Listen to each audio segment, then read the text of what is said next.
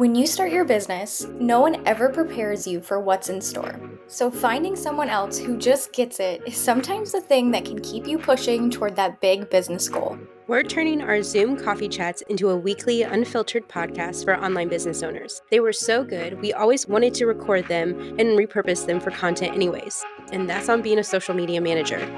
I'm Jessica Sheehy. And I'm Madeleine Digan, and this is #managed.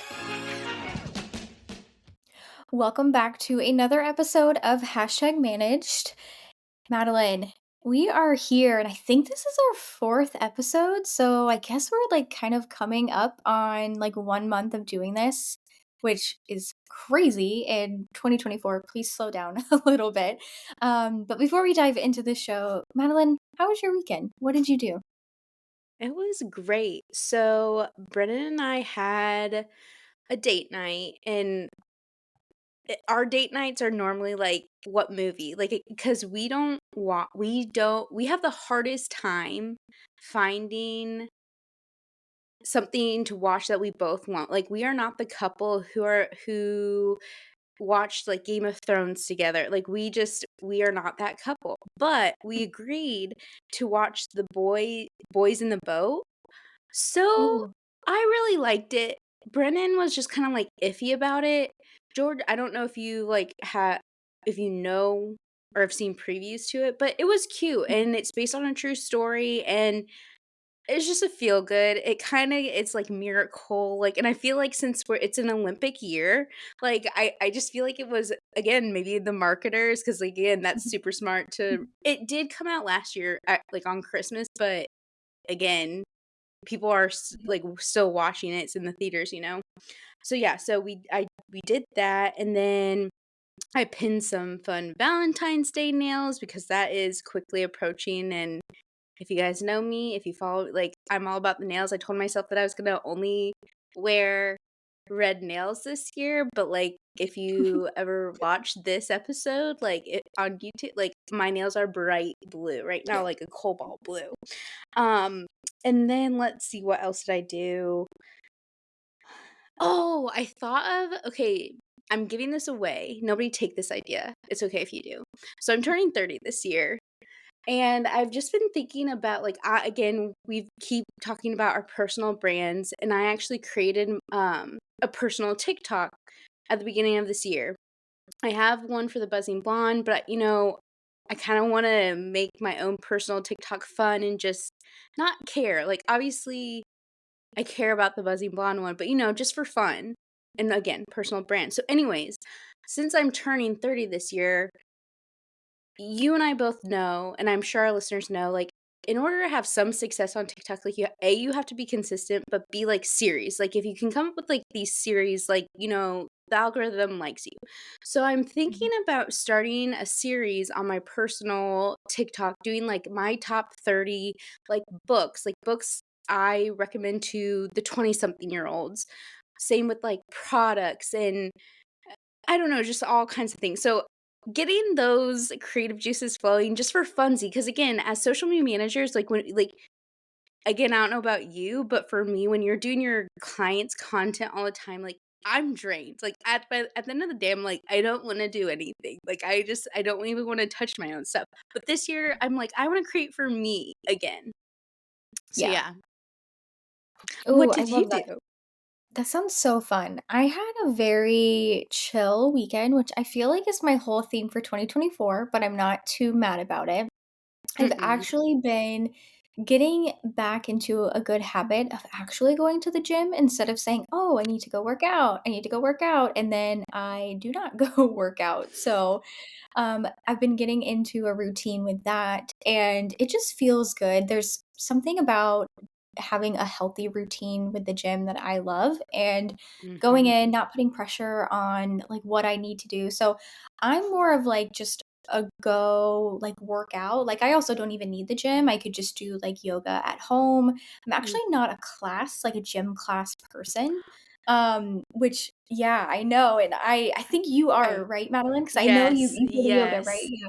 So Mhm, I'm like a solo like workout person. So it's been great to get like back into the habit of doing that. And I feel, which is just a great feeling for 2024, you know, taking away the pressure of, okay, I definitely slipped my routine through the holidays. And if I'm being honest, through most of Q4, just we're marketers. Q4 is our grind time. So mhm, I did not get in a habit of that and got into some like other habits of not being super healthy and like eating the best and all of that. But I feel like I'm starting this year off feeling more strong and just having more endurance and strength than I ever have before. So I am like really grateful for that. I feel like we like oftentimes talk about like all the things we're grateful for, right? Like our business and our clients and mhm. all of the things that come from being an entrepreneur. But right now, I feel like my number one thing on my gratitude list is honestly just feeling strong from working out and being healthy. So that's where I'm at with I that. feel like I feel like I want us to do an episode on just, like, health, businesses, and, like, the fitness world in general, like, that marketing, Mhm. because I feel that. Like, I completely agree with you. This year, I've kind of told myself, we're working on our relationship with food. I've had a Mhm. healthy relationship with food, but I mean more Mhm. so where it's like learning about like hormonal health, where it's just Yes. like again what we eat. Like I'm more curious about that right now. Yeah. Um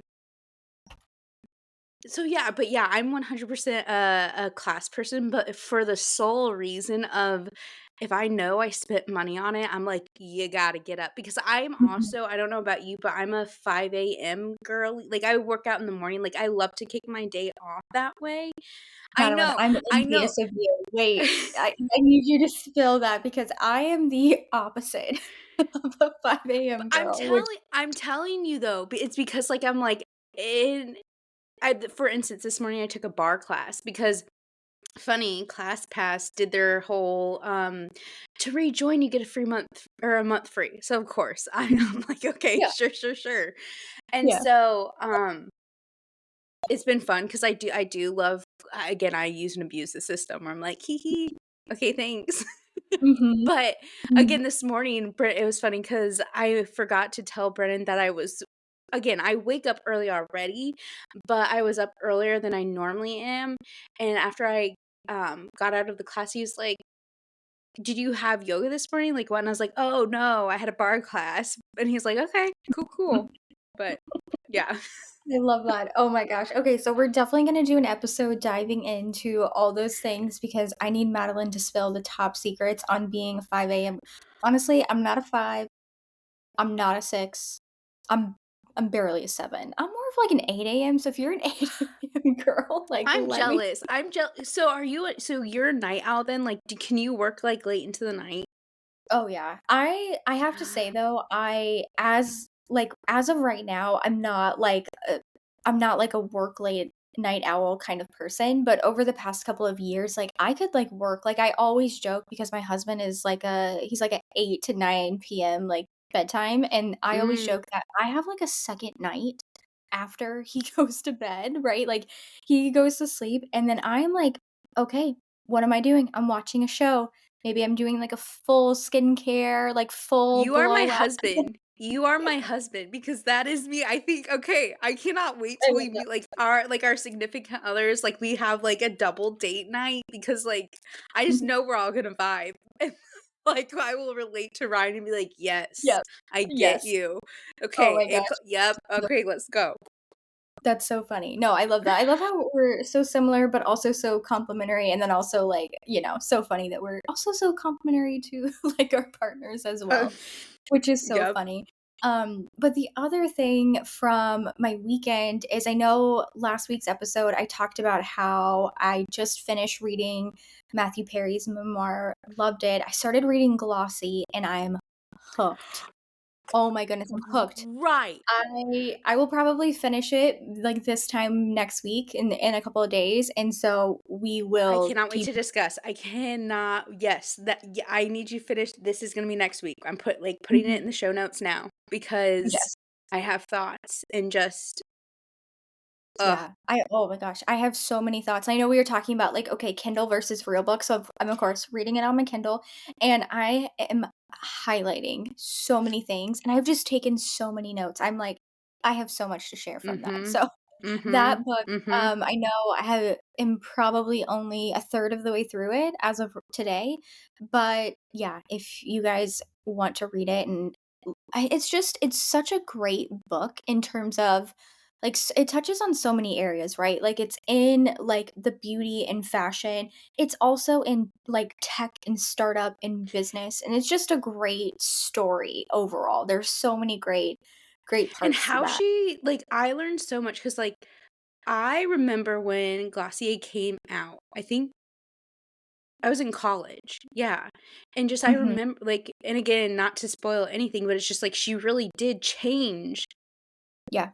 a lot of the Yeah. beauty industry, and again, I think that's why I geek out because the product like, she seriously, she wanted it to be an experience, and just her Yeah. blog before and I just again, I love OG bloggers, like, I love blogs Mhm. in general, but I think we all have soft spots for at least I do, for, like, again, the OGs, like, where they started Mhm. it, like, they were the OG influencers before influencing Yeah. became a thing. Yeah. So, Well, yes, yeah. I cannot Yeah, wait, I cannot wait. they really started. So yeah, it's been such a good book. So I'm gonna keep getting through it and then I will definitely report back once I am done on that. And then my last thing from just I guess I don't even know if it's from my weekend, it's just kind of ongoing, but about a week and a half ago, I actually stopped drinking coffee and just am cutting out caffeine and I have I have days where I'm good and I have days where I am not okay. And coffee for me is such a big part of my morning routine. Hence, I'm an 8 a.m. girl. I feel like I also Mhm. need that caffeine boost to really wake me up before the day starts. And so taking it out of my daily routine has been hard, but taking it out of my diet, I'm like a week and a half and I already feel so good. So that's So much probably better. correlating to why I'm feeling so much stronger, better Mhm. rested, which is funny because 'cause I'm also at the same time, like, super tired, but, but yeah, so I am trying to just get through with not having coffee in my routine, so if you guys are That listening and have done this, definitely please get in the Facebook group, and I know Madeline's gonna share something too, but please share all of your recs. Any and all recs are welcome. I got one for you because I'm similar. I again, sometimes I laugh that we haven't even had this conversation yet. Again, I know, right? This is why our Zoom calls have become our podcast. Um, I also so I don't know if you remember, I was starting the 75 hard. I kinda am-ish. Mhm. Not really, like, we're doing a soft 75 hard now, Okay. but anyways, with that being said, and with me wanting to learn about hormonal health, I've been Mhm. cutting out caffeine too because, like, again, just some of the podcasts I've been listening to, like, caffeine Mhm. really messes Yeah. with you, and so Yeah. I'm not cutting it out completely, but on days that I do have it, AKA this morning, I can t I'm having that afternoon crash. Mhm. So, one thing I recommend, and I just got it, I have been getting ads for this for since last year, love the packaging because, like, I'm a marketer, but it's called Mhm. Alice, and, like, Okay. again, it gives Alice in Wonderland vibes, but it's like it's a chocolate, and it's, like, Mhm. mushroom, and again, it's not a psychedelic mushroom, it should like, if you do more research on, like, mushrooms in Right. general, where it's, like, a lot of people are starting to, like, put, like, this mushroom powder in, like, Mhm. again, Yeah, it's substituting like caffeine for these, like, yeah. mushroom powders and things like that, and Yeah. I will. I, like again, I've only been taking Alice for LOL, if you wanna sponsor us, Alice, that'd be cool. Um, but I've been taking it for a week and a half, and, like, again, is it Mhm. really working? I don't know, but, like, I think in my head, I'm like, "Oh, for sure. For sure, for sure." Yeah. So anyways, Okay. it's just mushroom that would be my recommendation is, like, looking into, like, Yeah. those mushroom No, supplements. yeah, I've heard about that, like, honestly, you, like, sparked a memory from, like, a few years ago. I remember, like, talking with a client, and that's not the product that they sold, but we were talking about that just because I think it's a superfood. I don't quote me. This isn't Yes. a Mhm. oh, Yep. it No, is? no, no. Okay, I that's right. Yep. Yeah, Yeah. okay. Yeah. Oh, interesting. Okay, I'll definitely look into that because I feel like I need some sort of, like, healthy alternative to add in just to my routine. Because 'cause I'm like, I need something. And, yeah, I think it's funny. I've been listening and seeing a lot of people saying how they've, like, swapped out, for, like, a decaf coffee, and I'm just like, "You know what? For me, if I'm gonna just completely remove coffee from my diet, I'm kind of like an all or nothing kind of girl. I gotta do it all." Oh, So again, you're my husband because Brendan's similar, and I'm like, "Ooh, I can't do that." But cacao, okay, this will be my last thing, recommendation is cacao. I actually Mhm. do love cacao. Yeah, me too. Um, my yoga instructor introduced me one of my yoga instructors introduced me to cacao, and I'm just like, that's awesome." Yeah. Mhm. Okay. Cool. But yeah, Awesome. listeners, if you guys have also, like, I wanna know, drop your links, Yeah. if you have affiliate links, like, drop them. Yeah. Yeah, oh, yeah. We will support that and anything to help get over this boost. So, yeah. But I know too, like, it once I can get past it, I will feel 10 times better. And yeah, but other than that, that was my weekend. I know last week we talked about the Mean Girls episode, and we have some fun stuff that we'll talk about in this week's episode as well. I've yet to see it, so I'm hoping that I can see it like maybe within the next week or so because I'm dying to know. Like, I need to do the market research for everything we talked about. And, I feel like it's one of those movies that not every movie that hits the theaters I'm dying to go see, and I know sometimes Yeah, there'll be times where it's like, "Okay, there's absolutely nothing to go see." So I feel like this is one of those moments, and I feel like it's kind of like a cultural, like, movement with, remaking Mean Girls, which is such an iconic movie from, us growing up. So, yeah, I'll go see that hopefully soon, and we same. can kinda talk about it a little bit more because it's like the Barbie movie. We're not gonna let that go quite soon. I especially can't let you brought it up, but I especially can't let it go because the Oscar announcements came out and I'm upset. Mhm. I'm Yep. upset. Yeah. So Yeah. anyway, yeah, we'll get into that, but I'm upset. Absolutely, absolutely. Well, should we dive into what I can't pick favorites, but should we dive into our first segment? Yes. It's becoming a favorite so far.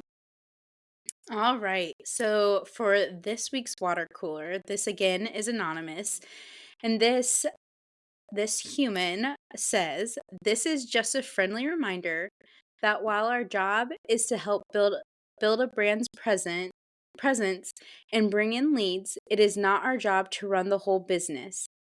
It is not our fault if the other portion of the sales funnels fall through if those are not under your work scope. You can lead a horse to water, but you can't make it drink. It's still the business owner's responsibility to run their business." Period. Literally, period. Period. Mic drop. Yeah.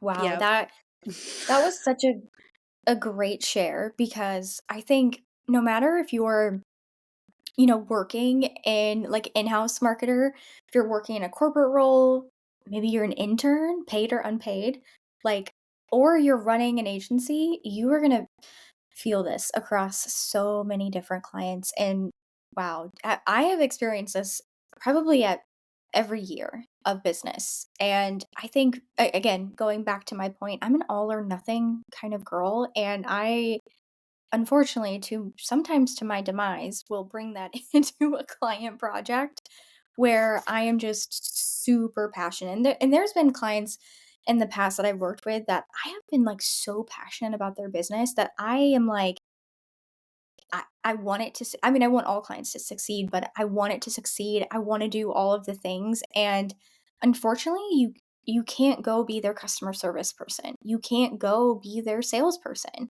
Marketing and sales are two completely different things. So I think this was such a great reminder. And talking about project scope, I mean, that is something that I don't know if we've talked about that yet. Maybe we talked about that in a couple episodes ago a little bit about just kind of bringing our value as a marketer, but there are a lot of times that you will maybe not to your knowledge go over project scope or maybe a client wants you to go over, but there are a lot of times I feel like in my experience that you creep awfully close to that project scope line.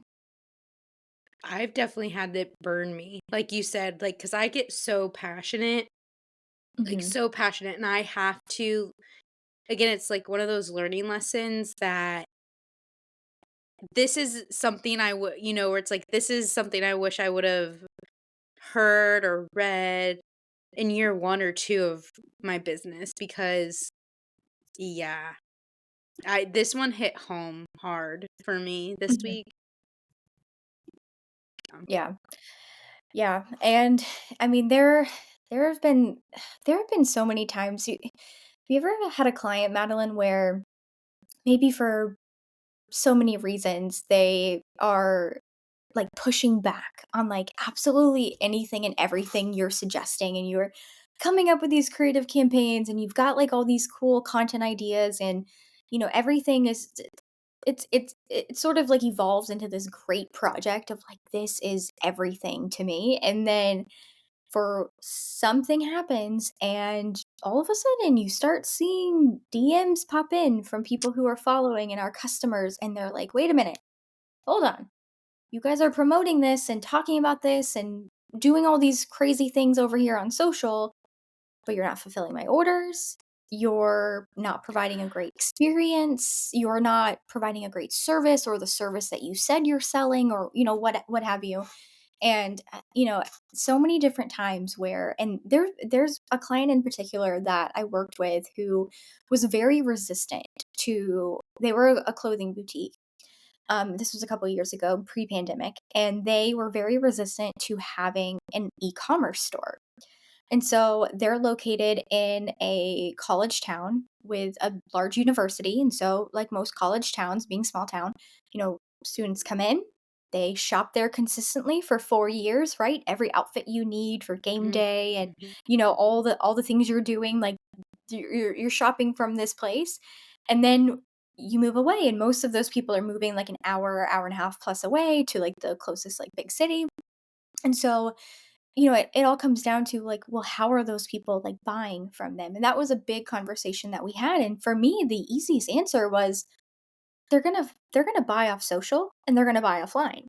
So how do we set that up to, one, talk to each other, which is not hard to do. If you're using like a POS system like Shopify or any other tool like a merchant, you can have your online store. It can connect to an Instagram shop, right? Make your posts shoppable, make story shoppable, make a great experience for people. And so that was something that I did not set up the actual e-commerce myself. I don't have the skill set to do that specifically, but working on creating a strategy for that. And then all of a sudden, people are shopping and making great sales, which is exciting for me because, like I said, marketing and sales are not directly related. They do play like a big part in each other, and I love having that data for like my own portfolio and whatnot, for kind of the growth and what stuff that I've done. But this e-commerce shop was not connected on social media, so people were buying like crazy off social media. Things were not available online to buy. And also, people were buying in the store, and that was not connected. So people were, say they get like a best selling item, 20 people buy, maybe they have five of them.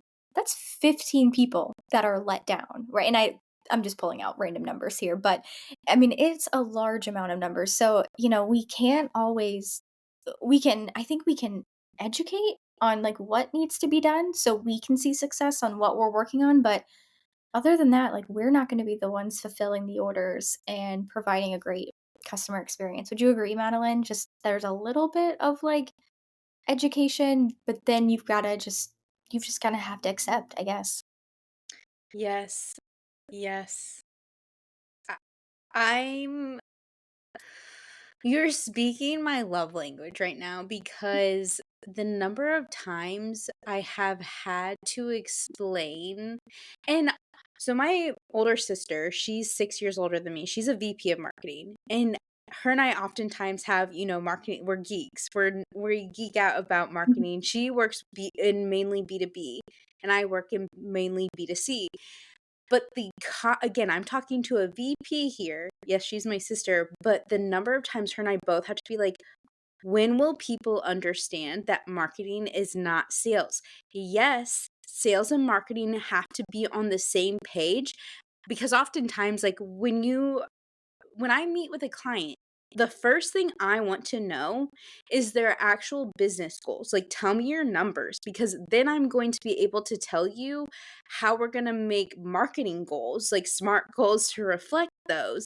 And again, when Mhm, talking to clients, like me having to be like, and again, you do realize that I am not your salesperson. And something I've actually come across too that I've had to tell clients is they want me to be like their wholesale person. And I'm like, no, mm, because yeah, and where that because the lines get crossed because it's like a lot of wholesale accounts will come into the DMs and mhm, be like right now I'm actually having this with one client is like um I'm getting a lot of DMs of like people pitching essentially to the boutique mhm, and something that I've implemented and maybe this will somebody who's listening if hopefully this might give you an idea if you are in a similar position as me, but coming up with one of those automatic DMs to be like, "Hi, like, thank you so much." And I have it listed as like wholesale. So it's like so if somebody like the owner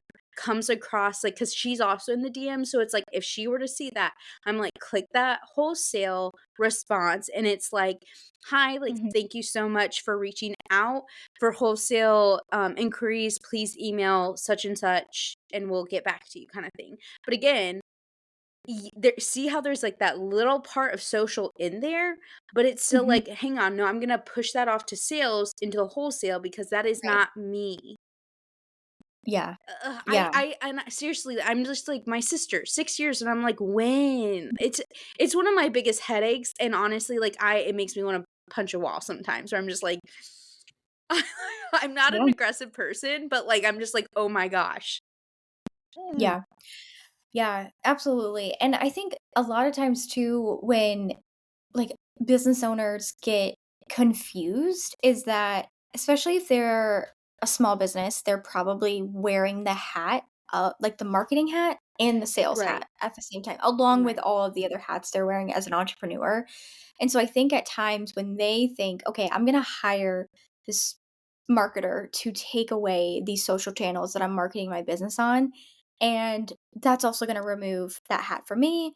Maybe I can also remove that sales hat from me as well. And I think we talked about this maybe 2 episodes ago where we were talking about do we think the business owner is the best marketer for Mm, the business? And I think this goes into a good thing to share as well because I think a lot of times the business owner is the best salesperson. Like I think mm, for like social savvy, like I am my best salesperson.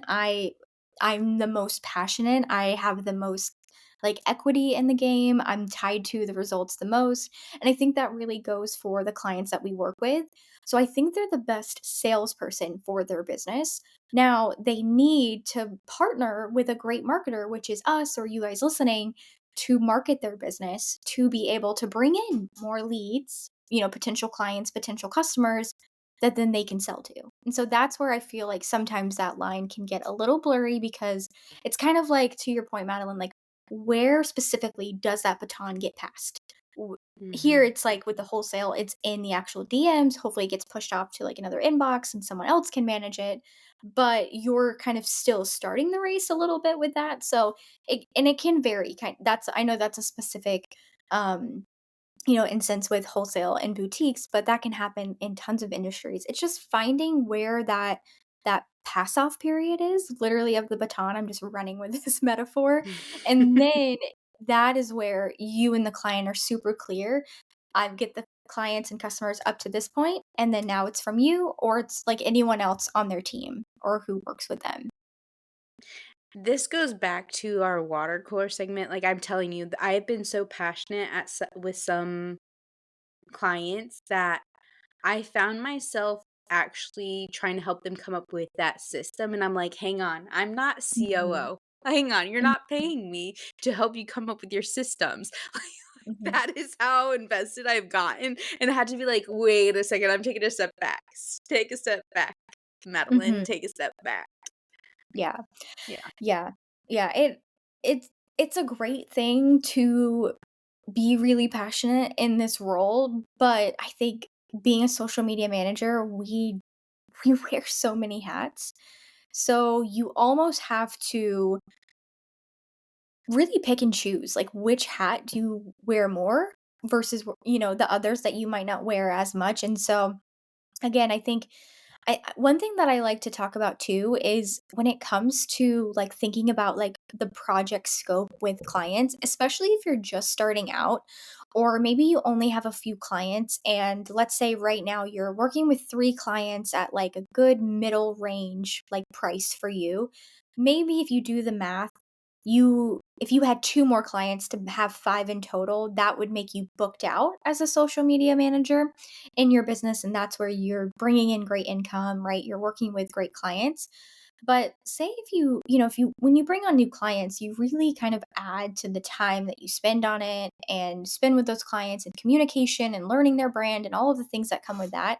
If you have those 3 clients and maybe see certain areas where the project scope sometimes gets broken, that line gets crossed, I would always bring that up to the client in terms of just having that conversation with, hey, we've been brought up to this point at so many instances in our working relationship. I have extra capacity. I could, add on to our services to, have a little bit more of like if it's an operational role, maybe it's like added marketing, whatever it might look like. But have that conversation. And that is an easy way to kind of increase the pay. You're increasing the scope because you're adding on to it, but maybe you're solving a problem for your social media side of working with that client, but you're also getting paid more for that time. So that's where sometimes I feel like that project scope can kind of play into our favor a little bit more, especially if we want to increase our income. Yeah, absolutely. Yeah. Absolutely. Yeah. Well, that one was so good. I feel we've had such great responses for the water cooler segment. So if you have anything that you want to share and you want us to read it on the podcast under the water cooler segment, all you have to do is join hashtag manage collective on Facebook. It's a free Facebook community, 100% free to join, and just post anonymously in the group. You'll of course get support from us and every other member inside the group, but we'll also read it here on the podcast as well. And I think they're just such great teaching moments to kind of talk through a couple of different things.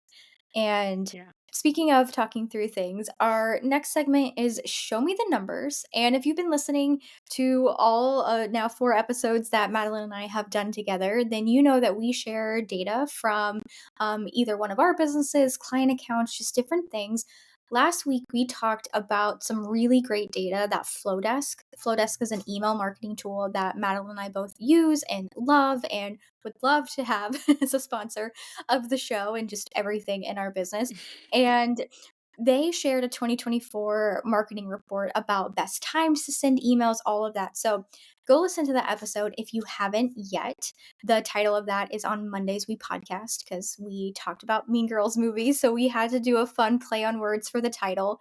But I want to carry that over into this week because later, which is a great social media scheduling tool that we love and always puts out great data and just great content in general. So, hello, sponsor later, reach out to us as well. They put out a blog that is really in depth on when is the best time to post on Instagram in 2024. And Madeline and I have so many thoughts on that that's actually going to be our topic of this episode. So keep listening past this segment and our next one to kind of hear our thoughts on that. But I wanted to really quickly share with all of you and with Madeline what that report said because I was shocked. So later says that they analyzed over 9 million Instagram feed posts. And I know they have an algorithm that's doing all of that analyzing and looking at the data. So keep in mind that they're pulling in a lot of data.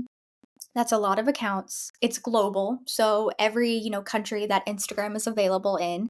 They're also pulling it from images, videos, carousels, and reels, which are all very different content types that I think we should just keep into account as well.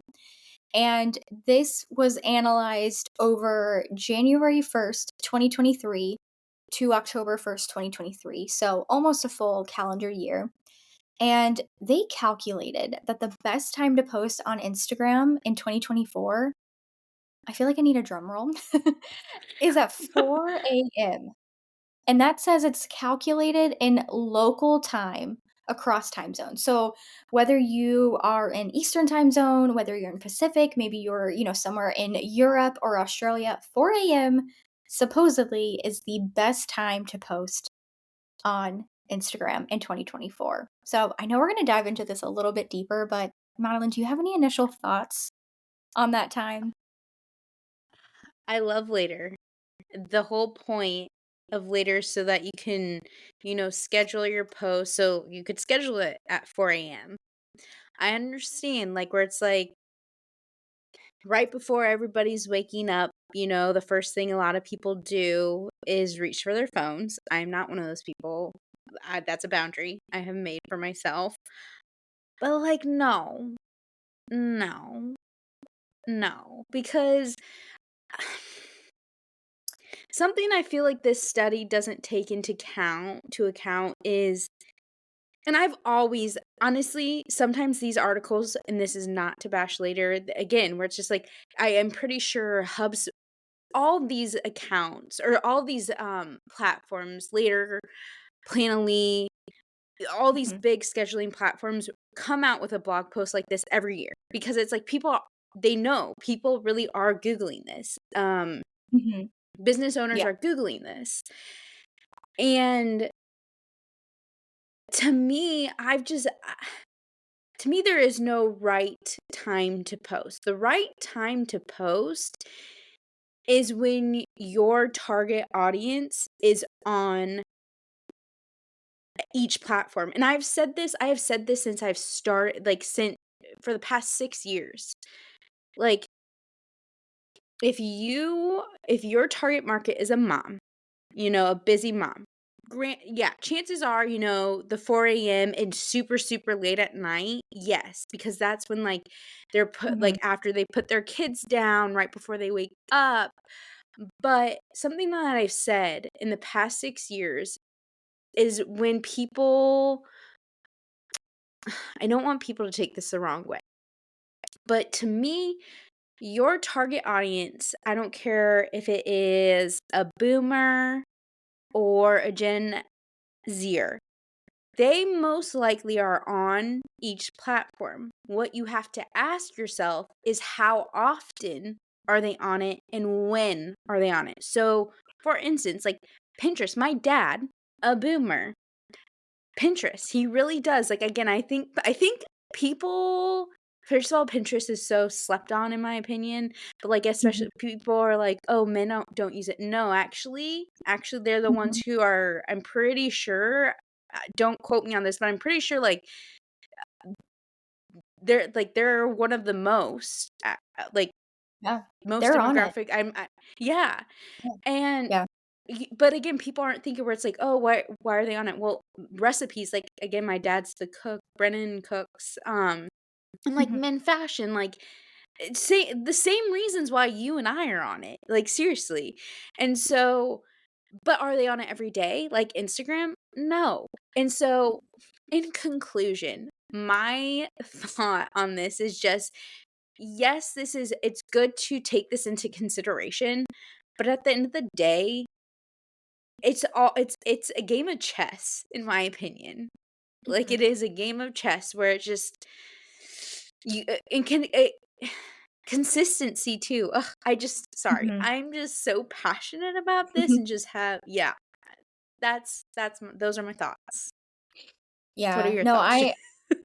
I agree, and I think one thing that this really plays into, and I was reading a little bit more in the article itself, they shared a few of their takeaways, which I think is interesting. And so Mhm. they talked about how, accounts can have a mix of followers from different locations. So that's really going to play into Madeline's points as well of, okay, the where they're located, but also the frequency that they're, spending time on Instagram. And so the other takeaway that they mention here, which I think this really plays into something that is said so often about social media, but it talks about by posting earlier, accounts could benefit from less competition, while also tapping into traffic from users during their first scroll, even if that is a few hours after the post was shared. So, the thing about that though is Instagram in 2024, you certainly don't need, because it's not how the feed works, you don't need to be the first post of the day. We left that years and years ago. So don't worry about needing to be the first post per day. To Madeline's point, it's all about consistently posting content.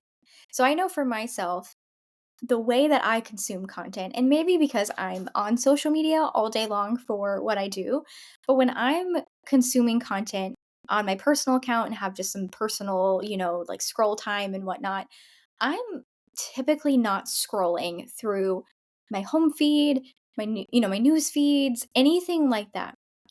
I am probably going to I'm doing 2 things. I'm going to find accounts that I love, okay?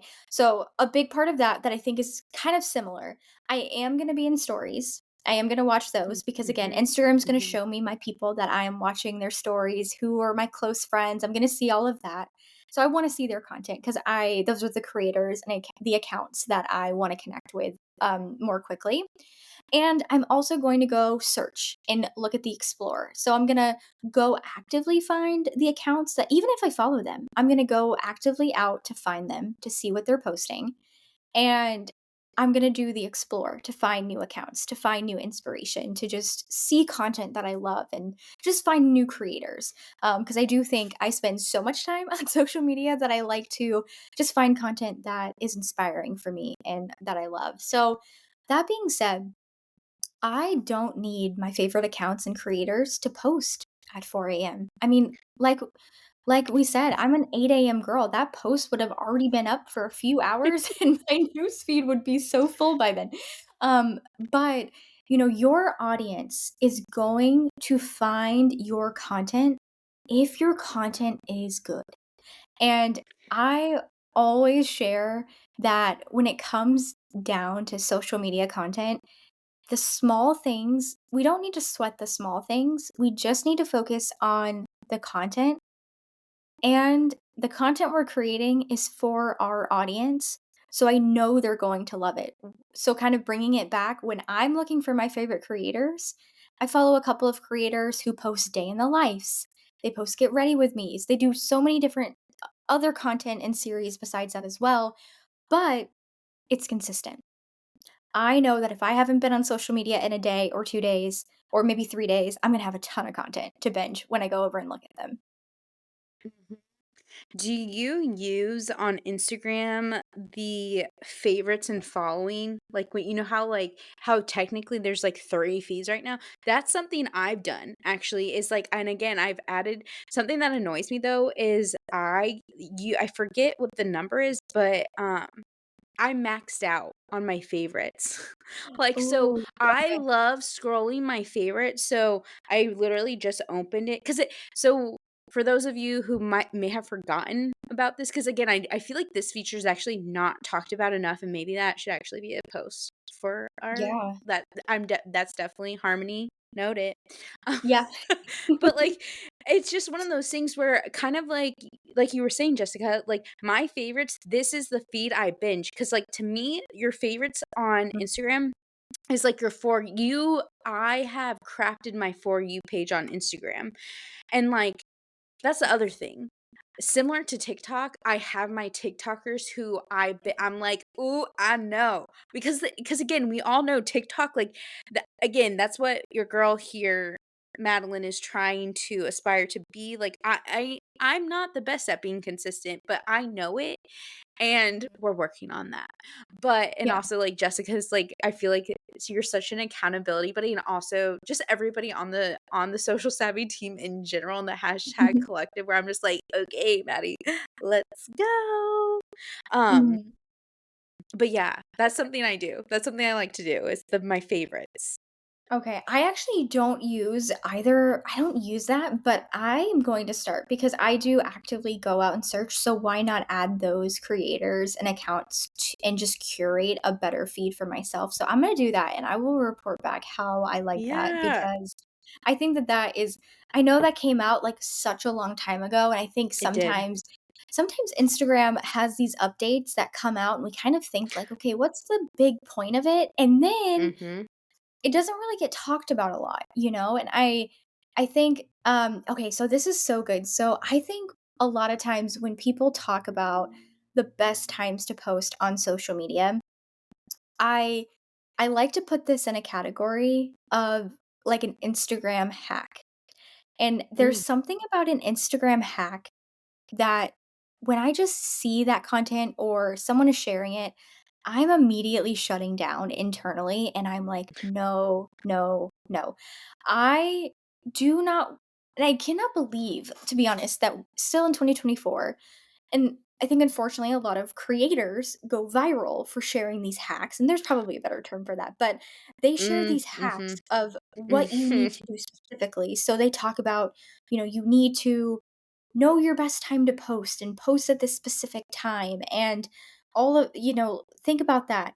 You need to take keywords and stuff it in your post, in your caption, and in your video of the reel, and oh my goodness, so many different hacks that are shared. Or recently I've seen you need to go into the settings of your profile and turn on this one thing because people aren't seeing your posts, and I don't know the Yep. specifics of what needs to be It's turned on, but yeah.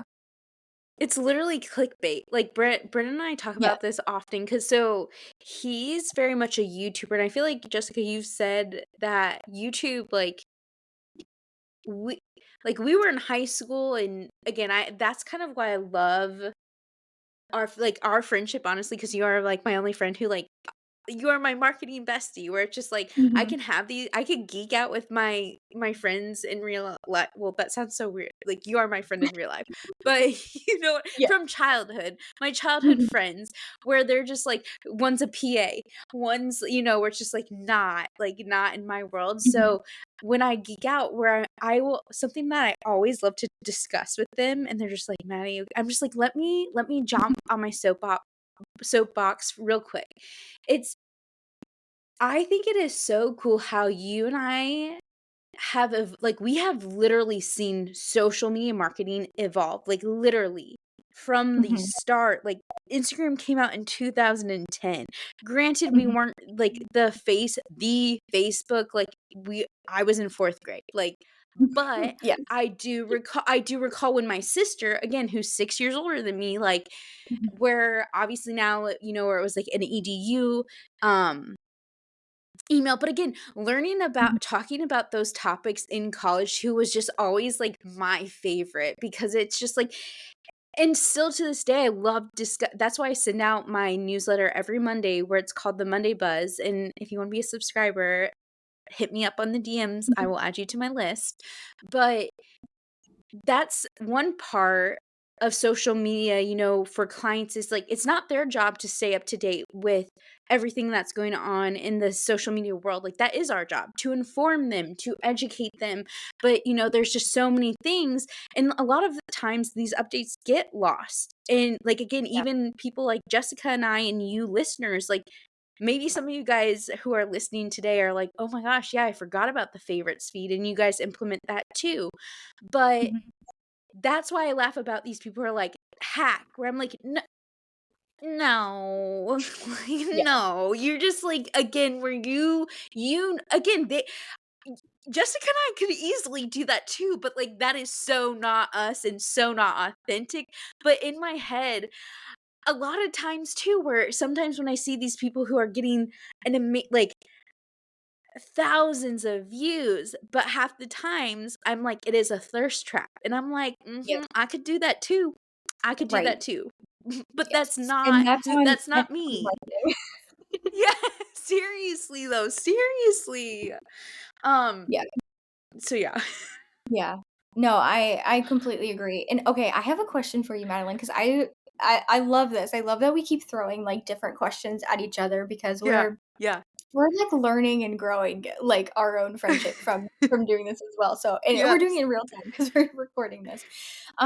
What was the first like social platform that you were on and like Mm, shaped mm, your journey mhm. as a social media manager? Okay, what do you think it was? Because I think my answer may surprise you. Oh, okay. I don't know because sometimes I feel like when I'm gonna suggest something, I'm like, "I'm so spot on. I know this so good," and then you're like, "Nope."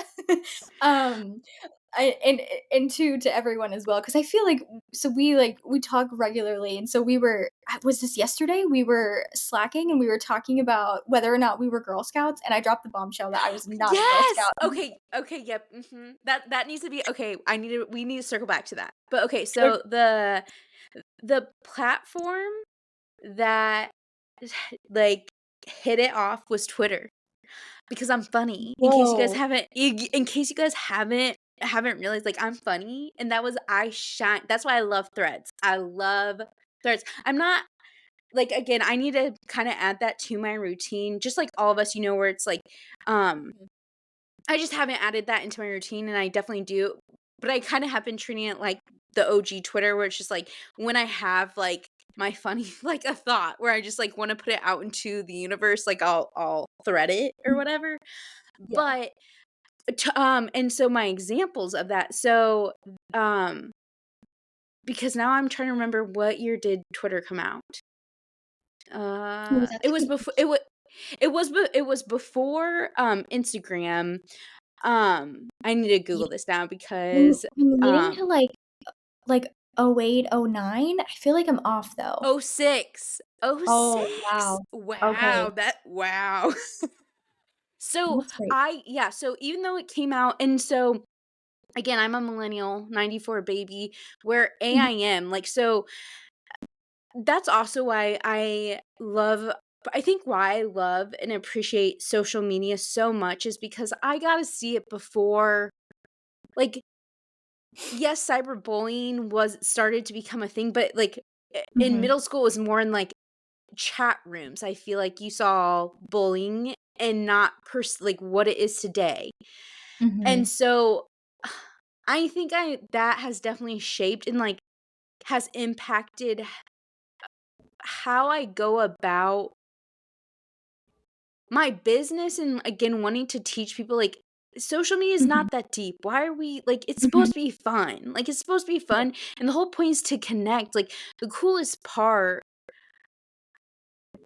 okay, I promise I'm gonna circle it back to Twitter, but mhm, the moment I knew I wanted to have my own social media business and, like, made me realize that I was like, "I'm good at this, I think I could actually do this for a living," was when I was studying abroad in college because I got to see, like, how being in a different time zone, me making friends with these Italian people, like, where I'm just like, this is so cool. Like, this doesn't have to end. And, like, just the cultures and how, like, we literally have so many cultures at the tip of our fingertips, like, to be mhm. exposed to if we know how to actually use social media to expose ourselves to it.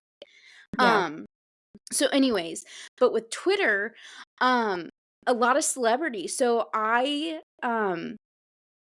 maybe I have told you this story though, but, like, Jessie James Decker, love Mhm, her.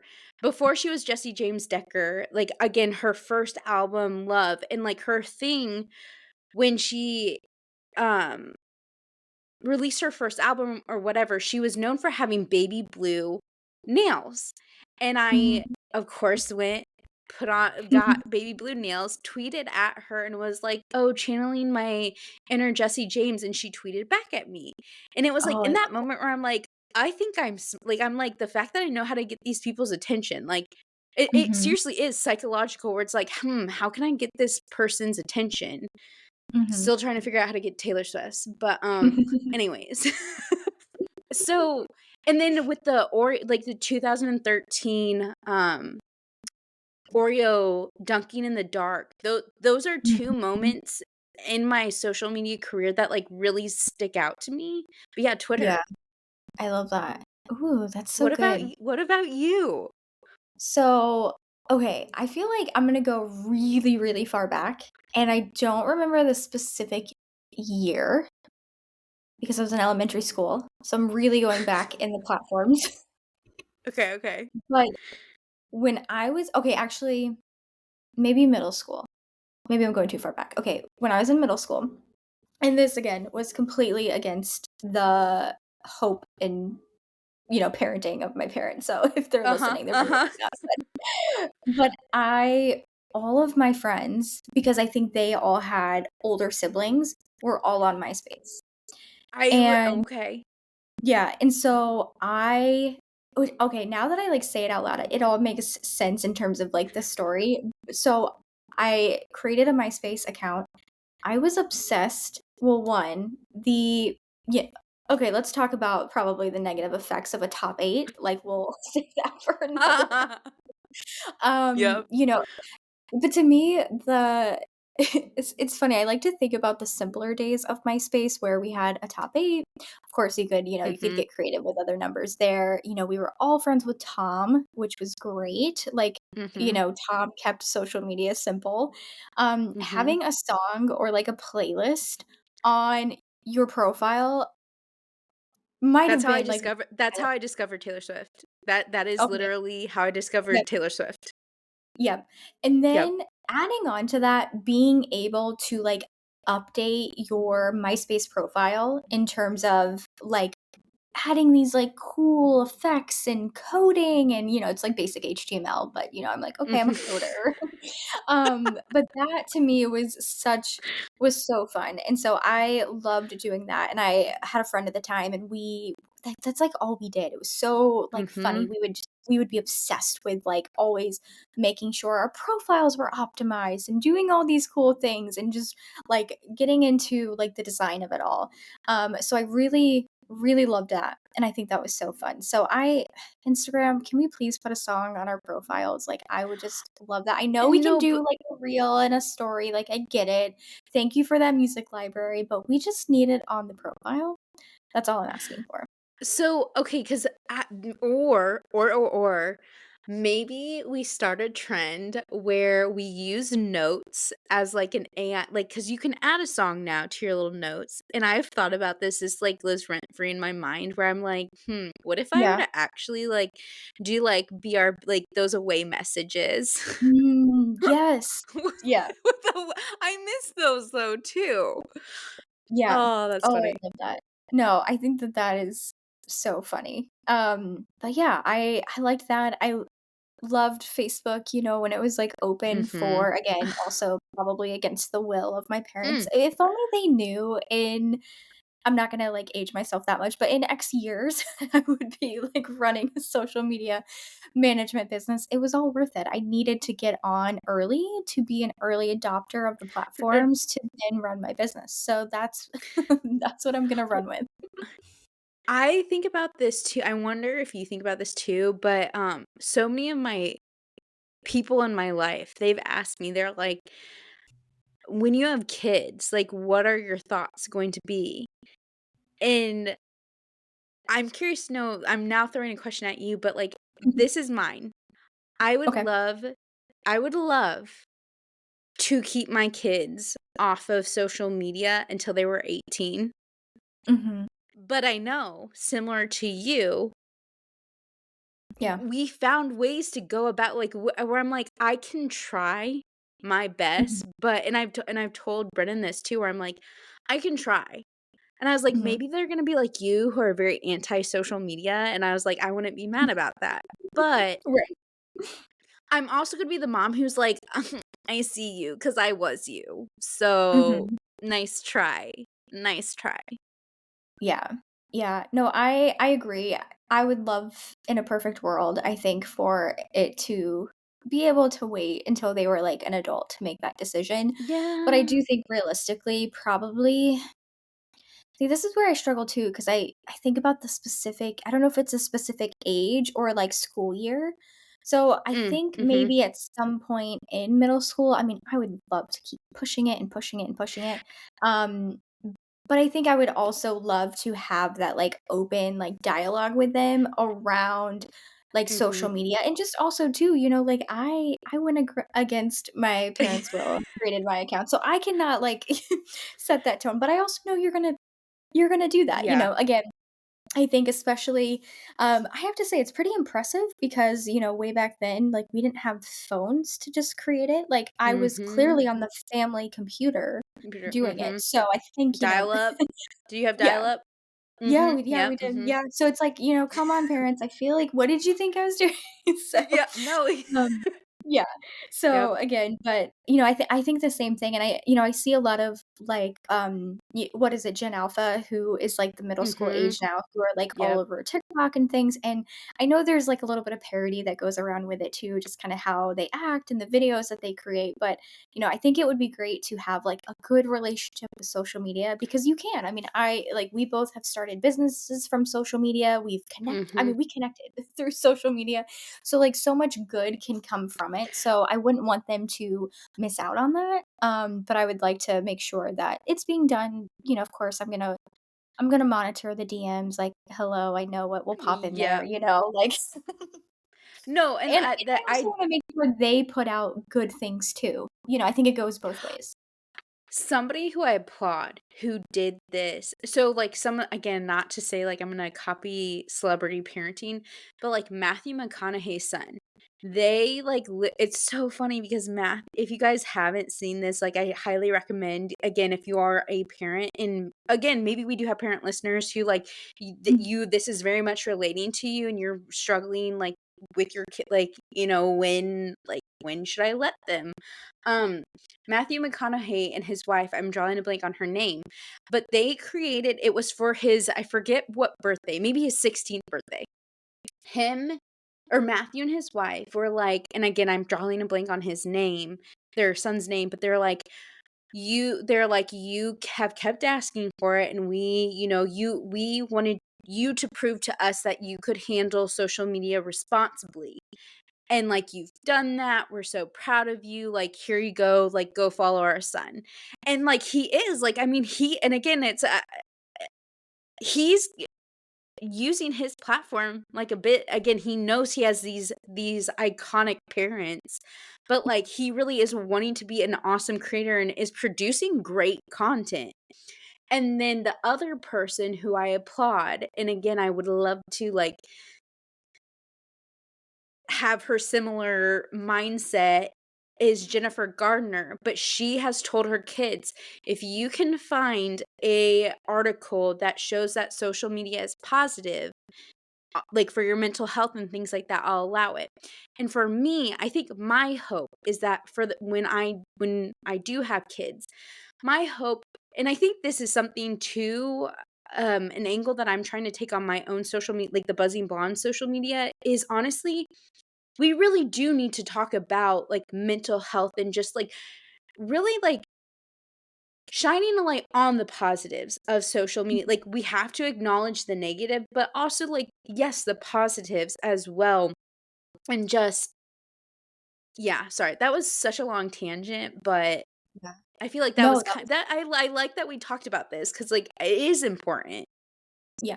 Yeah, I agree. I agree. No, no, no, I think that's so, so good. And so I think kind of to go into so I feel like we kinda did, like, our topic for the episode, which is so good. We're doing this unfiltered, no rules, but we do have one final segment, so keep Yes. those AirPods in and keep listening. We gotta talk about what's on our feed because there's a couple things that we wanna share, which I think pairs really well into just like, I'll talk about mine because I think it goes really well Mhm. into just the mental health of social media, and a lot of times it's seeing what creators are sharing. So, if you guys are on TikTok and have seen this, or if not, definitely search this in your TikTok search bar. And plus, I'm saying it out loud, so your TikTok is hearing me say this, so it'll be Yeah. on your For You It's page gonna show up, it's gonna show in up. a little bit.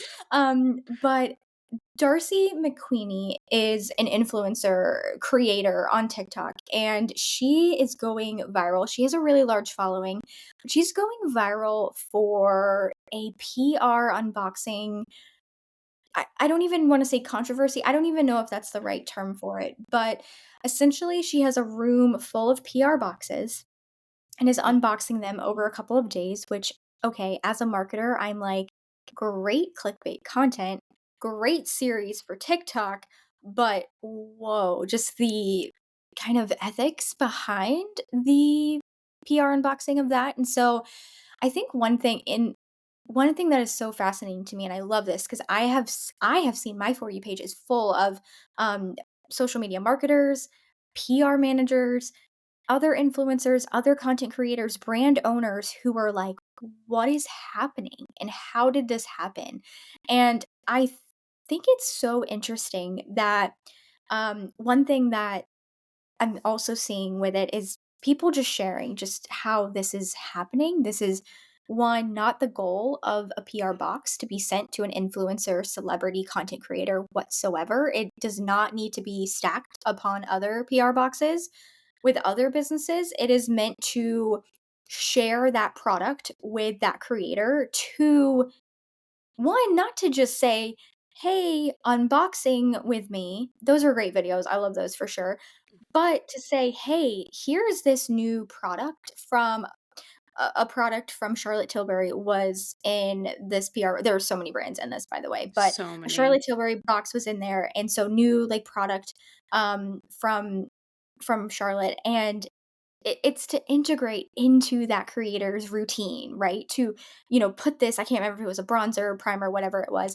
but integrate that into your daily routine, put it in more organic content, your get ready with me's, all of these things. And so I think that has just been so interesting just to see this happening. And I hope it's a little eye opening for brands. I also love my last point to it is I love that consumers, so other, just regular people like you and I on TikTok are like, "Hey, this is crazy. Like this is an insane amount of PR being sent.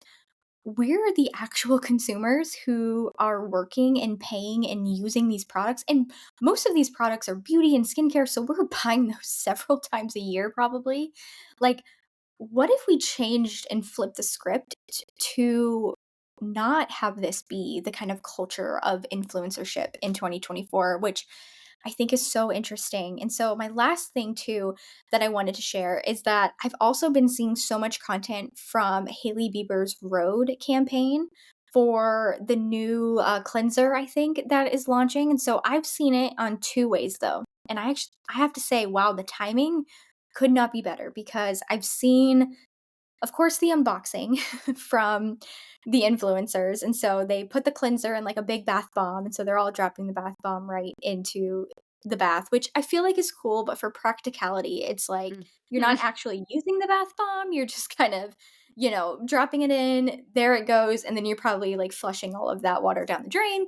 But anyway, Mhm. the other part I've heard, and I've seen some videos, and I hope this is true, but I've heard that they've been sending samples of the product to their top customers. And so I need to find that, and I will Love definitely link that. that, but I'm sure if we all search that on TikTok, we could probably see that, but I'm like, Mhm. "Yes, that is great timing for what's happening with this scenario," but also so great that, the brand is sending samples to their top consumers who are buying their products religiously, who are probably going to also integrate this cleanser in their skincare. But Madeline, do you have any thoughts on that? Have you seen the PR unboxing, and what's your take on it? Yeah, when you sent it to me, so I like it. You were the one who sent it to me, and I think I even said back where I would have had a heart attack if I were one of those social media managers or the PR people. I'd be pissed. Mhm. I'm sorry. I would be so mad. I would be so mad. And we haven't this is something I wanna talk about on a later episode too, but one thing that I feel like actually has come up a lot in a discussion with my audience is luxury marketing. And so some of these brands who like, again, these are she had so many products, and again, some of these brands, like some of the stuff that she unboxed was, quote, "luxury."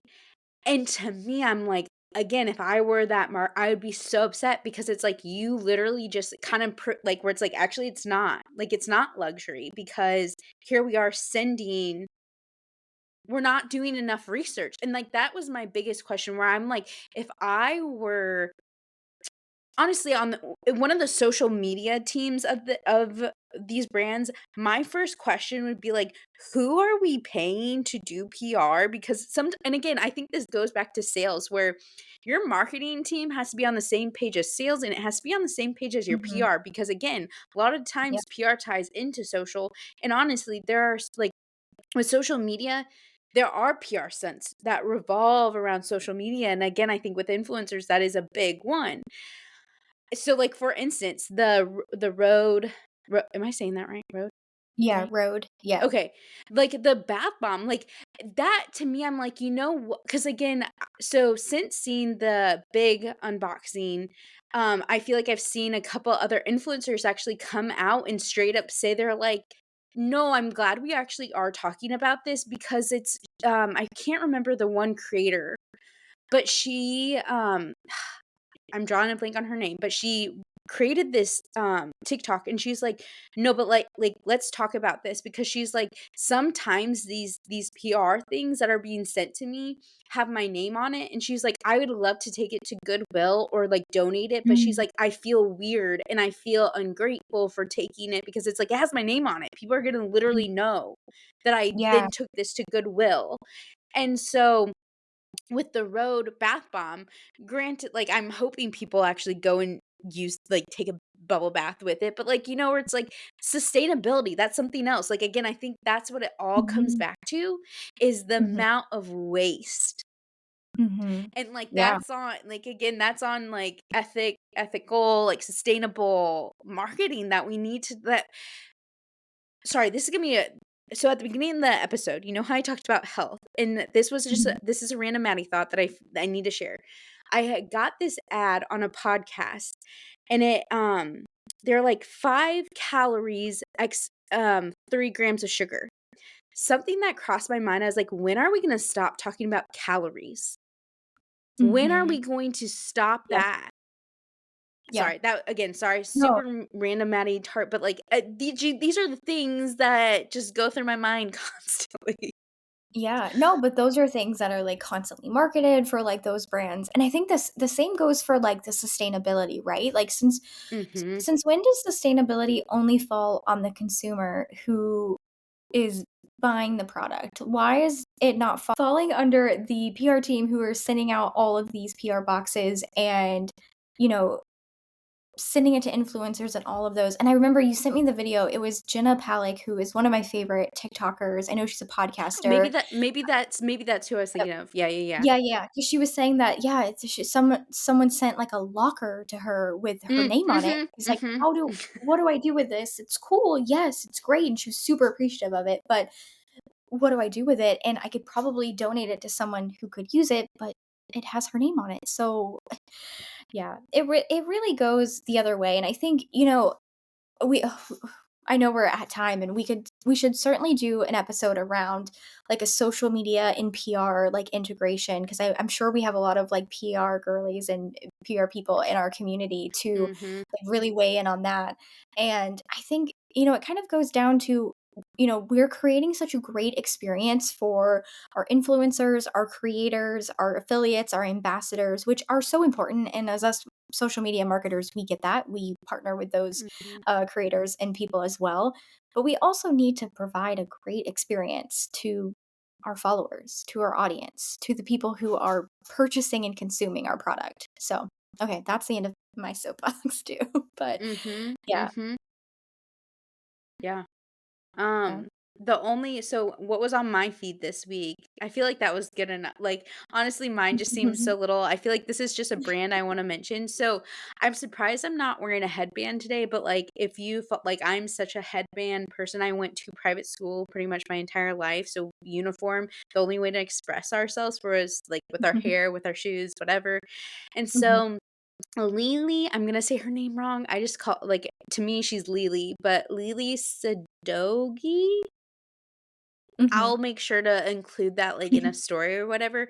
But anyways, I applaud her because she is the prime example of the best brand collaborator out there. So she just recently collaborated with the NBA, and I feel like right now what I'm seeing actually a lot in my TikTok feed is just what you wear to games, like like again, Mhm, what Taylor Swift is wearing to the Chiefs games and things like that. And just Brennan mhm, actually pointed this out. I don't know if you guys knew this. Here's some little fun facts for you, but apparently, NFL coaches aren't allowed to wear suits.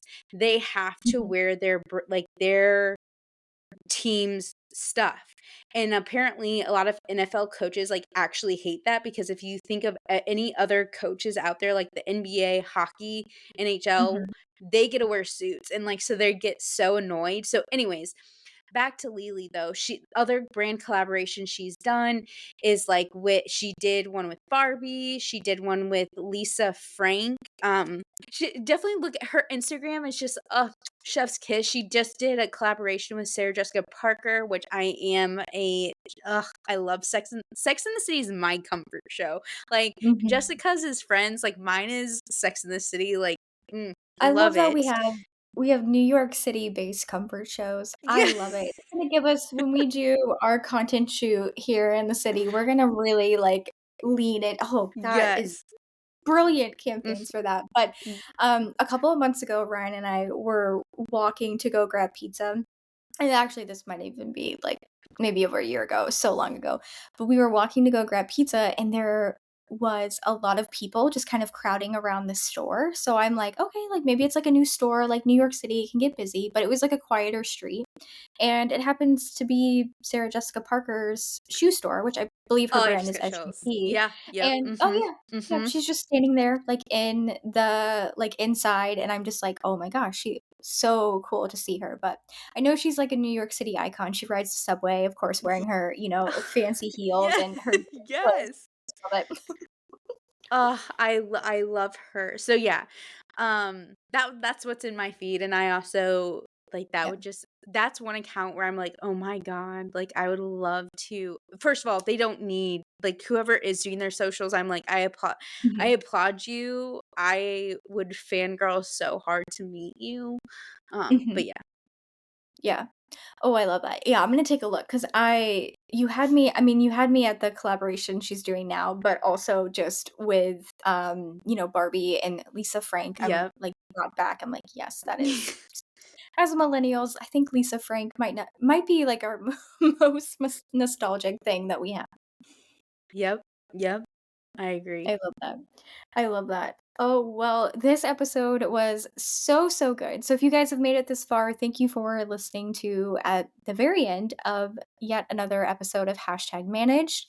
And we'd love to hear from you guys. So we are going to start posting threads every Monday inside of our Facebook community, Hashtag Managed Collective on Facebook. 100% free to join. We would love to have you in there. We really want to start having some two-way conversations about the topics that we share in this episode. Of course, we ask you all for Rex and we need your help and advice and opinions and all of that. So we just want to hear from you guys again. And yeah, thanks so much for listening and just being a big part of our community. Thank you. Thanks so much for listening to this episode. If you haven't already, hit that follow button, and if you really love us, be sure to subscribe wherever you are listening from. And if you want to be one of our online besties, you can shoot us a DM over at hashtag managed on Instagram and let us know what your biggest takeaway was from this episode. Or, you could also share all your deepest, darkest secrets. Kidding. But we mean it when we say you can shoot us a DM. We love building real, authentic relationships with you.